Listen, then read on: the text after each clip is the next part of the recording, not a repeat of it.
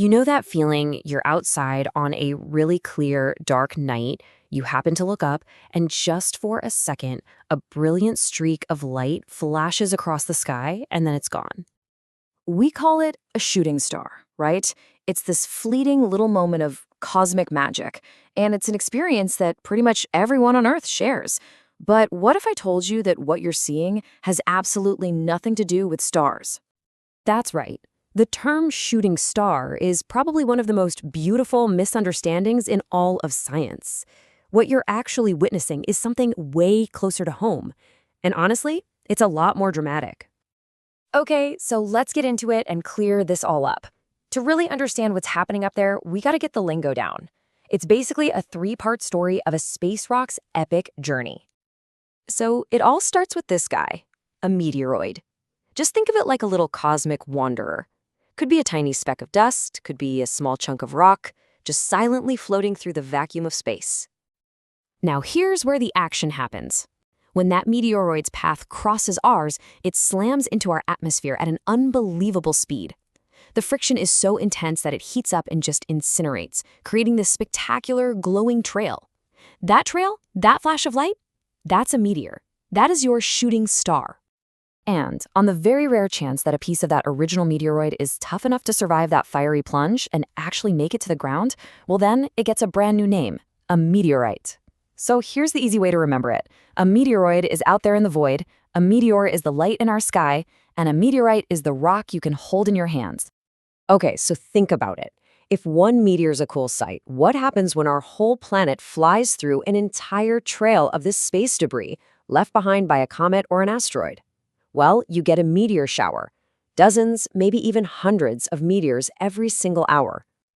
And that brings us to our main event. You see, there are a bunch of meteor showers all year round, but there's one that consistently steals the show. It's the most reliable, the most brilliant. It's time to meet the Geminids. So every December, like clockwork, Earth plows right through this particular stream of debris. The show kind of gets going in the early part of the month, but you'll want to circle December 13th and 14th on your calendar. That's the peak. That's when things get really exciting. So what's the big deal? Why do astronomers and skywatchers get so hyped for this shower every year?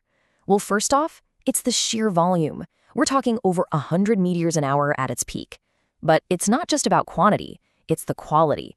Geminids are famous for being super bright, sometimes leaving these vibrant, colorful trails behind. And they're known for producing these jaw-dropping fireballs, meteors so bright they can actually light up the ground around you.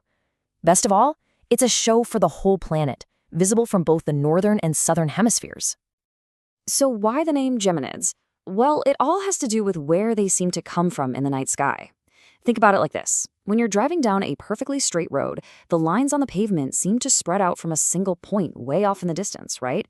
A meteor shower works the same way. Because of perspective, all the meteors look like they're shooting out from one spot in the sky. For the Geminids, that spot is in the constellation Gemini, the twins. And we call that point of origin the radiant.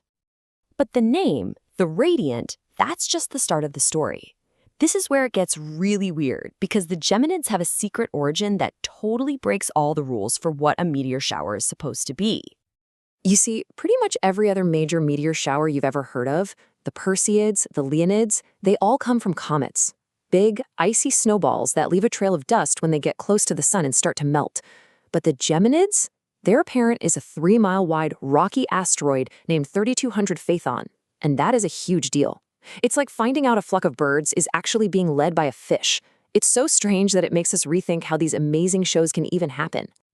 So how in the world does a rock leave a trail of debris? Well, scientists have come up with this really cool classification for 3D200 Phaethon. They call it a rock comet. You see, its orbit takes it incredibly close to the sun, where the intense heat literally bakes its surface. This causes the rock to fracture and crack, shedding these little dust particles into space, and creating the very debris stream we fly through every December. And you know what? That unique rocky origin, that is the secret to why the Geminids are so brilliant. It's not just in your head. They really are brighter than most other meteors, and there's some really cool science that explains why. It all comes down to this perfect cosmic recipe with 3 key ingredients. First, Phaethon has left behind a super dense trail of debris. So when Earth passes through, it's like driving through a thick fog instead of a light mist. There's just more stuff to hit. Second, the Geminids are actually a little slower than other meteors, hitting our atmosphere at only about 79,000 miles per hour. That slower entry means they burn up for a longer time, giving us those long, majestic streaks. And finally, and this is the big one, it's the material itself. Think about burning a piece of paper versus a dense piece of wood. The paper flashes and it's gone. The wood burns hotter, brighter, and way longer. That's the Geminids. They're rocky, denser fragments put on a much more intense light show than the flimsy dust from a comet. Now, all this science is awesome, but the real magic is seeing it for yourself. And here's the best part. You don't need to be an astronomer with a giant telescope. This is one of the most accessible shows in the night sky, and you've already got everything you need to enjoy it. Okay, first things first, you have to get away from city lights. The darker the sky, the better the show, period. The hours after midnight are usually your best bet. Then just lie back, get comfy, and look up. Now this is crucial. Give your eyes at least 20 minutes to fully adjust to the darkness. And that means putting your phone away. Seriously, that bright screen will completely wreck your night vision. And I mean it. No special gear needed. No telescope, no binoculars. In fact, using them would actually be worse because they limit your field of view.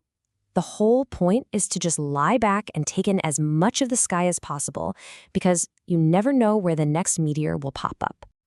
And while this is just a beautiful show for us, for scientists, it's a huge opportunity. By studying the light from the meteors, astronomers can figure out the chemical makeup of the asteroid Phaethon. It's like getting a free sample delivered right to our atmosphere. They also learn a ton about how our planet deals with space debris and the physics of things entering our atmosphere at hypersonic speeds. So let's just bring it all home. The next time you see that bright streak in the December sky, remember what you're really looking at. It's not a star. It's a tiny piece of a bizarre rock comet ending its billion-year journey in a flash of glory, 60 miles straight up above your head. It really makes you wonder, doesn't it? Every single flash is a tiny piece of a huge cosmic puzzle, a clue to the history of our entire solar system. What other secrets are hiding up there, waiting for us in those beautiful, fleeting trails of light?